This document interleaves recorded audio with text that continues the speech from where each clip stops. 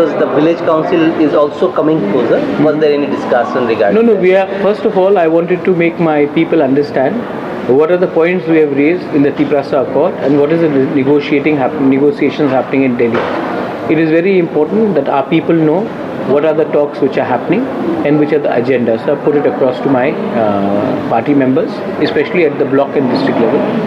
Second thing is we have also distributed membership forms today, and I have also said that we have to understand one thing, that agar batoge to katoge. So we want, if we divide ourselves today, we'll get nothing. So today was also a talk to all my grassroots workers to understand how we should be working in the build-up towards a better tomorrow for our people. Elections will come and go, but our commitment to our people and our community must be paramount, and that is something which I wanted to ensure to make. As you earlier also said, the second round of talks are very close. Very close. Yes. So what can we expect? We expect that there will be a full-fledged presentation by the TT-ADC to the Home Ministry. We expect the state government to send its 2 representatives. I myself, Mr. Rankhal also will be there, and it should happen by the by the end of November. We are expected that we will be called for this talk. I've had a word with Mr. Mishra, and he has said that after the 16th or 20th, he will be fixing a date for us to come and discuss this in Delhi. Any timeline for this talks to complete? See, it depends. If I today say everything is all right, then we will get something. But if we have to ask something which is concrete, if we have to keep persevering, and we have to also see how the state government is looking at a demand. If all three are in harmony, I don't see why we can't have a quick resolution. But if one side sticks to its demand and does not agree to the other, then there may be some bottlenecks which will take time and maturity to negotiate. Sir, recently you have called for an thanks. Always it was your thing to call. The IPFT had said that they are waiting for the dates to be declared. After that, they will think about coming together. This recent CWC, their central committee meeting was there. Today, the BJP president had also said that since we are in the alliance, we will try to fight this election together because we have got good result in the parliamentary election. So what is your view on that? My view is that we should all agree that development of the indigenous people and certain issues like land rights, constitutional rights and political and economic rights have to be agreed upon before we can come to any understanding. IPFT and Tipra Mota have no problem because more or less our demands, what we have been raising in memorandum, in writing, in our speeches is almost the same.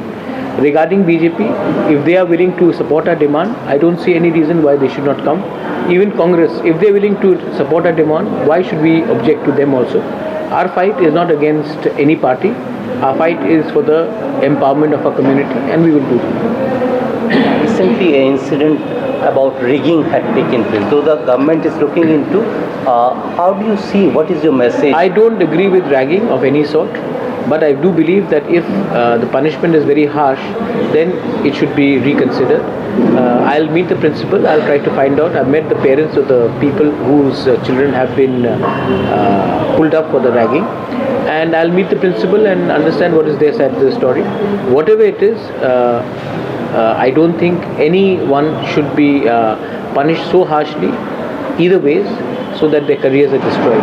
If people have expressed remorse and apologized, then penalty should be put across, and if the ragging is not so harsh, then we have to differentiate between ragging where people are physically hurt when they are mentally targeted, or when there is a harmless banter which takes place. So we have to realize that there is a big difference between that, and I will meet the principal and I'll listen to his point of view. I've heard the parents' point of view, and I'll try to bring some sort of a resolution so that careers are not affected either ways.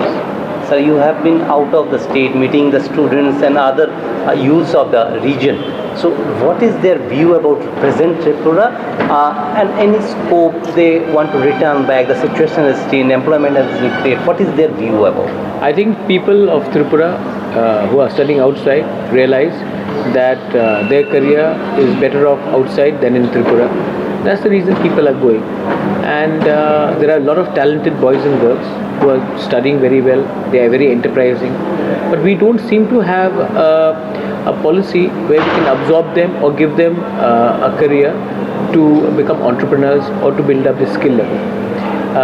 And I see a lot of frustration in them. I meet them because it's very important for me to also articulate that what I'm trying to do for them, and it's very important for me also to listen to what they're trying to, what they're thinking is, what is in their heart. So I think if we can meet our youngsters halfway, we will only do service to our country and to our state. They are the future of our state. And if they feel frustrated and if they feel that they are not being heard, then we are doing injustice to our next generation. So that's the reason I go out and meet them and I engage with them. I also learn something, they also learn something from me, and that way we all actually increase each other's knowledge.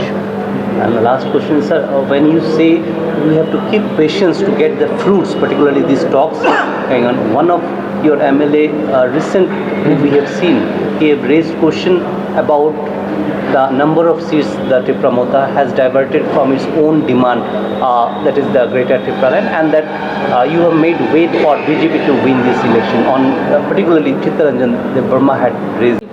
Regarding his statement, I think I'll deal with him at a different level, not through the media.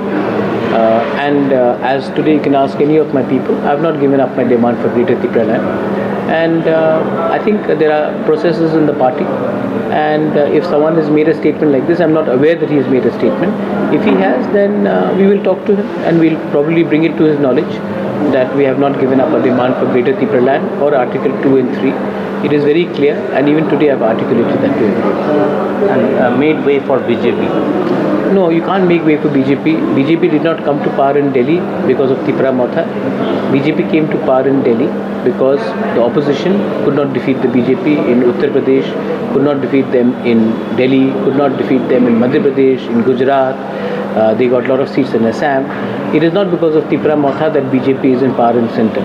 And that MLA himself understands that we have to talk to all the party, whichever is in center, because our demand can be only fulfilled by the central party.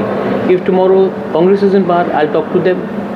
So my point is, Tripura Motha cannot bring Congress to power, and Tripura Motha cannot claim to take the credit of bringing BJP to power in Delhi. And we have to talk to whoever is in power in Delhi to get a constitutional rights.